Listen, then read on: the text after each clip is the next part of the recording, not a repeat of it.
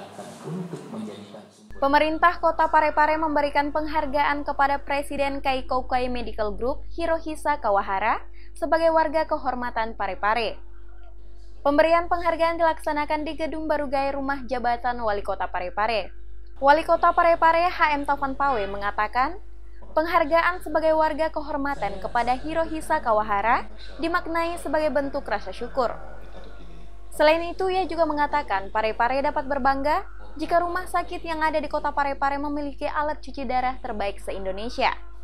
Kalau benar-benar akan terwujud bahwa rumah sakit layanan hemodialisa yang terbaik di Indonesia ada di Parepare, dan semangat itu sudah dibuktikan oleh beliau. Dalam waktu singkat dia akan selenggarakan seminar internasional di Parepare terkait dengan fungsi ginjal dan hemodialisa. Pada kegiatan tersebut, Wali Kota Parepare memberikan nama Bugis Parepare kepada Presiden Keikokai Medical Group Hirohisa Kawahara. Saya akan memberikan nama Tuan Hirohisa Kawahara dengan nama Bugis orang Parepare, yaitu Abdul Rahman. Pemberian penghargaan tersebut diwujudkan dalam bentuk Memory of Understanding atau nota kesepahaman.